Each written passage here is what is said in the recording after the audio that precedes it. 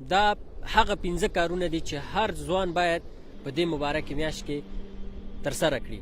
اول د قرآن عظیم شان تلاوت، دا د مغفرتونو میاشت ده ورونو او خویندو.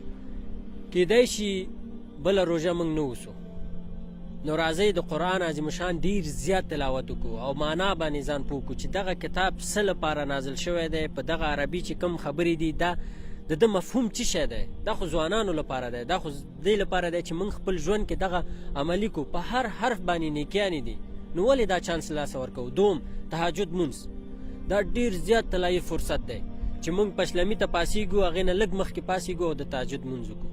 که نور وخت ډېر وروڼه ماشاءالله کوي یا یې نه کوي، خو دې میاشت کې باید ځان سره دا تقسیم اوقات وټاکو چې موږ هره شپه د تهجد مونځ وکړو. انشاءالله امت اسلامي او خپل هېواد ته دعاګانې وکړو. دریم صدقه ورکول، یعنی هر وخت صدقه ښه ده، خو د روژې مبارکې میاشت کې ډېر زیات کوشش وکړئ چې صدقې ورکړئ، د بل مسلمان لاسنیوی وکړئ، خلکو سره خیر کار کې منډې ووهئ.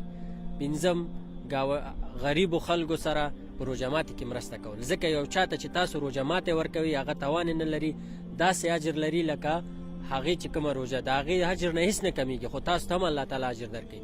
تاسو باید د خپلو هغه ګاونډیانو، هغه خلکو چې شاوخوا کې ستاسو اوسیږي، هغې غریبان دي، نشي کولی چې روژه ماتې تیار کړي، تاسو باید هغې سره مرسته وکړئ، هغې ته ډوډۍ ویسئ، هر څه چې وسه کړي. کور کې اوسه پخوئ، لږ اضافه پخه کړئ، د یو ګاونډي ته هم ویسئ. ځکه رسول الله صلی الله علیه وسلم وی جبرائیل دومره د ګاونډي په حقوقو ما ته دومره اصرار وکړو چې ما فکر وکړو چې داسې نه چې میراث کې را سره شریک نشي. یعنې ګاونډیان ډېر زیات حقوق لري، ډېر زیات. که هغه ستاسو خپلې مسلمانې څنګ کې ګاونډی مې ډېر زیات حقوق لري. یعنې دا نه چې هغې تاسو سره نه کوي، اصلي حق دا دی چې هغه تا سره نه پالي او ته ورسره پالي، هغه تا سره بده رویه کوي ته ورسره ښه رویه کوي، هغه تا سره بد اخلاقي کوي ته ورسره ښه اخلاق کوي. دلته متاسفانه چې ګاونډي ښه کارونه کوي، سلام نه اچي، زه هم ورته سلام نه اچوم، دا یو ستونزه ده. اسلام دا نه وایي. یعنې دا څلورم کار شو چې تاسو باید د روژې مبارکې میاشت کې وکړئ. پنځم ښه اخلاق. متاسفانه کله چې روژه راشي ډېر خلک سر او کار جنګ سره وي، بس په عادي خبره جنګ، هغه ته جنګ، کور کې جنګ، خپل خپلوان سره جنګ، مور و پلار سره جنګ، موټروان سره جنګ.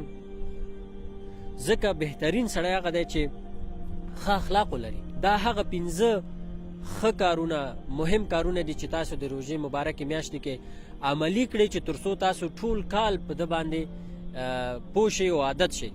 داسې ډېر نور کارونه دي، مهم کارونه دي چې هغه باید تاسو د روژې مبارکې میاشتې کې وکړئ. د دې طلایي فرصت نه استفاده وکړئ او جنت وګټئ.